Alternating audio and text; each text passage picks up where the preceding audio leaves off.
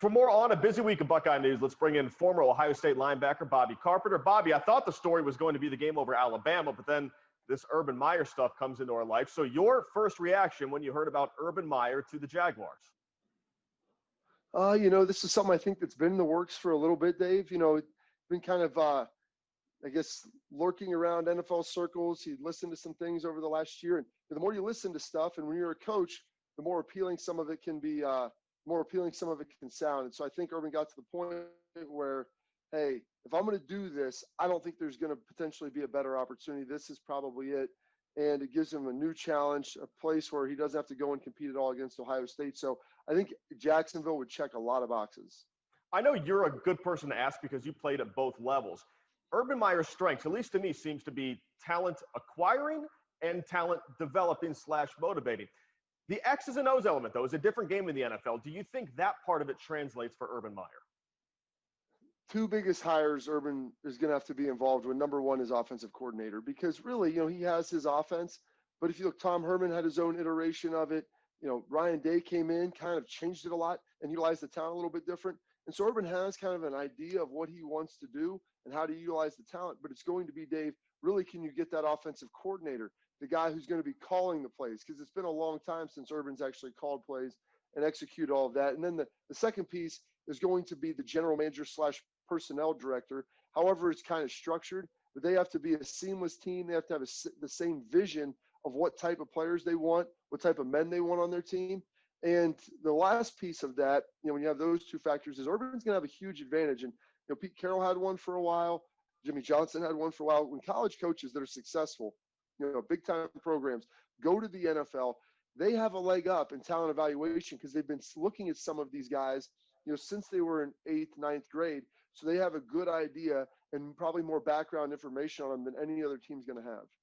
Urban Meyer is obsessively competitive. He cannot stand losing, almost to his own detriment. He may lose more games in 1 year at Jacksonville than his whole tenure at Ohio State. Can you see Urban Meyer going 6-10?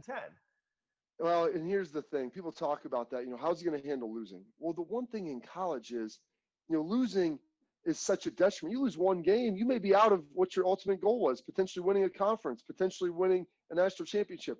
I do think it will take some getting used to. A rebuild, it's going to be tough. But there were some years where he was rebuilding, where he didn't come out of the gates and win 12 games like he did at Ohio State. So he'll understand that. And the reality is, like 6-10, yeah, it's 6 losses, but you're still probably getting in as a wild card. Heck, you may even win your division. And so as long as your goals are still attainable, I don't think he'll begin to feel those losses quite as much. Everyone close to Urban Meyer says he's very concerned about his legacy in Columbus, which is why I think Texas and some of those other jobs didn't even come close. How do you think Ohio State fans should receive the fact of him going back to coaching? I think it's okay. I think they should be fine with it. He's left it in great hands. You go to the semifinal last year, you played for the championship this year. I don't foresee many, if anybody, leaving Ohio State staff, and that includes kind of the ancillary football support staff. I don't think he wants to raid this program. A big piece of it is that's why he didn't go to return to the college ranks. He had the Texas job. I mean, that's a plum job now. There's only so many like it. You could argue it's Ohio State South, but he didn't want to compete against Ohio State with recruits. He didn't want to have to battle them for coaches. He ultimately didn't want to play them either. And so by going to the NFL, going down to Jacksonville, I think fans can look at this. Hey, we're in a great spot. We have Ryan Day. He's doing an awesome job. Urban Meyer did a great job on TV, did a lot of great things for us here. You wish him farewell, and I think he will still have some Columbus ties and Columbus roots, and he'll probably be around. Let's talk about the current Buckeyes losing the national championship game. I don't think anyone's shocked, Bobby, that Alabama wins a national championship. Were you surprised, though, at the Buckeyes of the spread of that game, how they did not compete? Yeah, they got stretched. They kept pace. To me, the turning point, when you have to settle for the field goal down there, you have Garrett Wilson on first down. He's open in the end zone, and Justin Fields, overthrows him just a little bit. And all of a sudden, it's 21-17, and then from that point on, Alabama just put the throttle down, and they have 35 by halftime, and you're like, holy smokes, how are we going to handle this? And so, it got away from them. I looked at that game, though. I don't think, anyone really played particularly poor. There were some positions where people were outmatched. Bama had a great scheme. They didn't have, Ohio State didn't have a couple defensive linemen. Losing Trey Sermon, I think, that probably impacted the offense a lot more than people thought. Some of those holes he maybe squirts through and picks up 8 to 10 as opposed to getting 2 or 3 yards.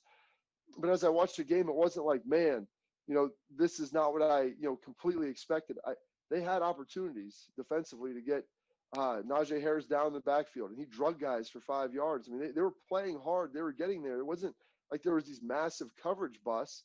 Bama's just so good that if you're not getting pressure, it's hard to stop them. They ultimately couldn't get pressure because the D line, I think, was so undermanned at that point. And frankly, it's a young secondary outside of Sean Wade. You look at that. They lost 2 first-round corners and Cameron Brown last year. So outside of Sean Wade, you're playing with 5, 6, and 7 and trying to get those guys ready to go in a shortened season. They played really well against Clemson, who I don't think was as talented as Bama, but now you're playing a team that I think this may have been Nick Saban's best team that he's had. And heck, he's won 6 national titles down there, so I think that's saying something. You know what this area is like, this fan base is like. You grew up here, you played here.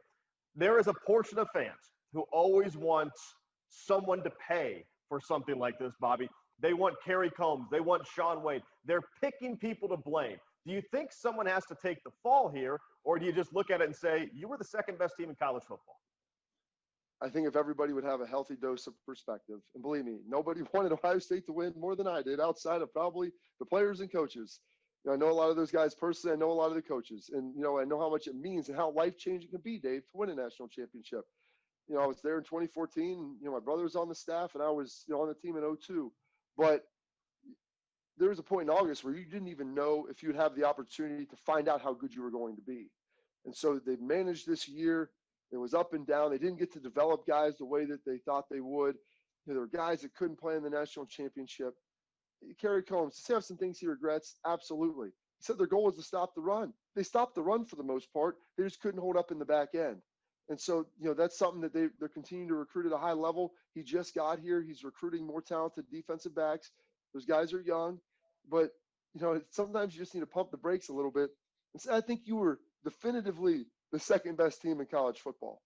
Now, you have a second-year coach, first-year coordinator. You've got a lot of talent that's leaving, but you have a ton of talent coming back, great recruiting classes.